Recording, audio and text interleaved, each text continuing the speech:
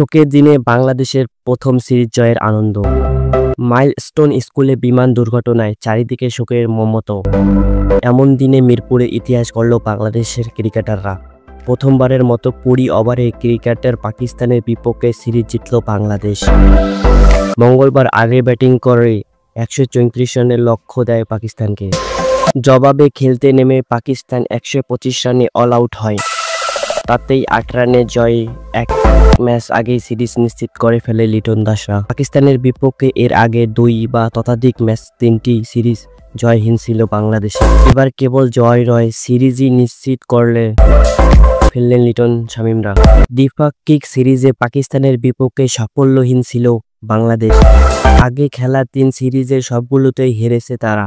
প্রথমবার 2020 সালে লাহোরের 20 ওভারে সিরিজ খেলতে নেমে 2 ম্যাচেই হেরেছিল বাংলাদেশ। পরের বছর নিজেদের মাঠ ওই মিরপুরেই হোয়াইট ওয়াশ হয়েছিল তারা। এরপর লাহোরে গিয়েও পাল্টায়নি দৃশ্যপট। চলতি বছরে মে মাসে পাকিস্তান সফরে গিয়ে 3 ম্যাচ সিরিজের সবগুলো হেরেছে লিটনরা। অবশেষে নিজেদের চতুর্থ সিরিজ খেলতে নেমে জয়ের স্বাদ পেল বাংলাদেশ। মঙ্গলবার এক ম্যাচ হাতে রেখে পাকিস্তানকে হারিয়ে ইতিহাস গড়ল তারা।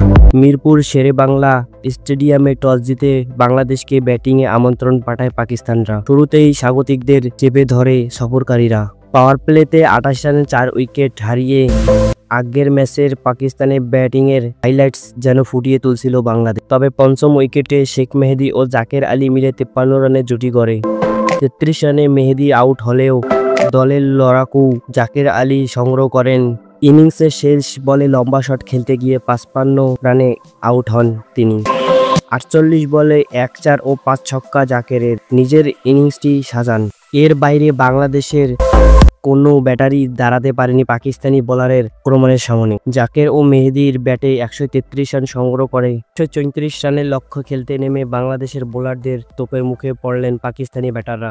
প্রথম 6 ব্যাটারের কেউ 2 অঙ্কে ঘরে রান তুলতে পারেননি। এরপর ছোটখাটো কিছু জুটি গড়লেও পাকিস্তান 47 রানে তুলতেই হারিয়ে ফেলে 7 উইকেট।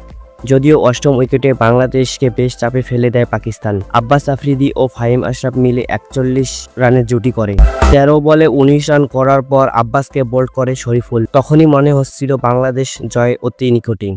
কিন্তু নবম উইকেটে ফাহিম আশরাফ ও আহমেদ দানিলিয়া আগ্রাসী ব্যাটিং এর করে পাকিস্তানের জয়ের সম্ভাবনা তৈরি করে ফেলে। শেষ 2 ওভারে জয়ের জন্য প্রয়োজন হয় 28 রানের। দানিয়েল পরপর 2টি বলে 4 মেরে ব্যবধান কমিয়ে আনে। পরে ফাহিম আশরাফ আরও একটি ছক্কা মারে। সব মিলিয়ে হারের শঙ্কায় দেখছিল বাংলাদেশ ড্রেসিং রুমে। শেষ বলে অবশ্য ফাহিমকে ফেরান রিশাদ। 32 বলে 51 রান করে আউট হন তিনি। শেষ ওভারে প্রয়োজন ছিল 13 রান। মুস্তাফিজের প্রথম বলে 4 তুলে নেন দানিয়াল। পরের বলে ছক্কা মারতে গিয়ে শামীম হোসেনের তালুবন্দী হন পাকিস্তানের এই ব্যাটার। তাতেই 8 রানে জয় নিশ্চিত করে ফেলে বাংলাদেশ।